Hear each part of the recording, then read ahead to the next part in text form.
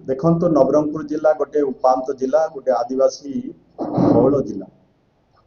इठी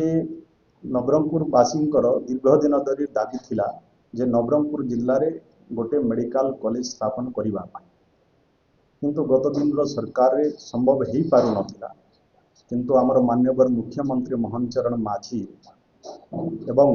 स्वास्थ्य मंत्री डॉक्टर मुकेश महाली प्रयास रे आमर जो दाबी को से ग्रहण कले।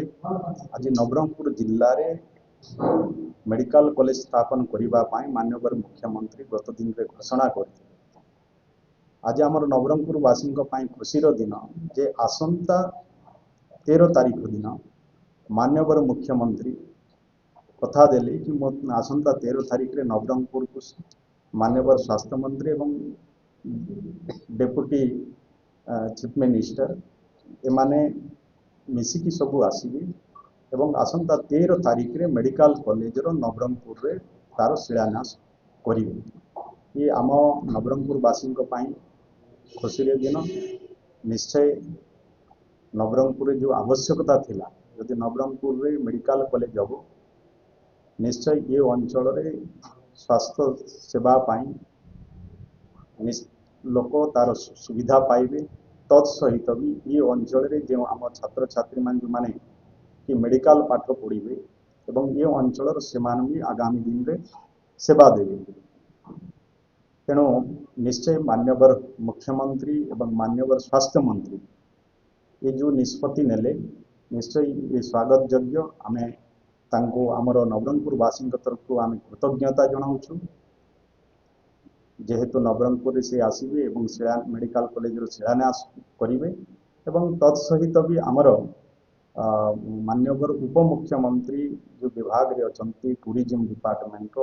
से भी मान्यवर मुख्यमंत्री आउ एक नुआ योजना जो माने कि श्री जगन्नाथ ओडिशार आराध्य देवता श्रीक्षेत्र की भी अनेक लोक से माने दर्शन पाई जाई पारु नथिले भी श्री जगन्नाथ तीर्थ दर्शन बोलिकिना जो नुआ योजना करिसंती तार भी शुभारंभ मान्यवर मुख्यमंत्री मोहन चरण माझी एवं मान्यवर उपमुख्यमंत्री श्रीमती प्रभाती परिड़ा तार भी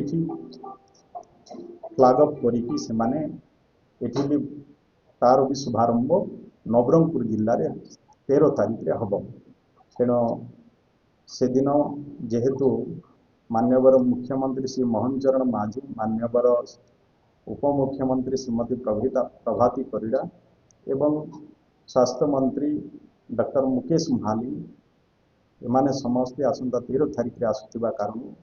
नवरंगपुर वासी तरफ समस्ते तांको स्वागत जनाउछंती एवं समस्ते तांको कृतज्ञता जनाउछंती। निश्चय नवरंगपुर वासी आम तांको बहुत बहुत धन्यवाद।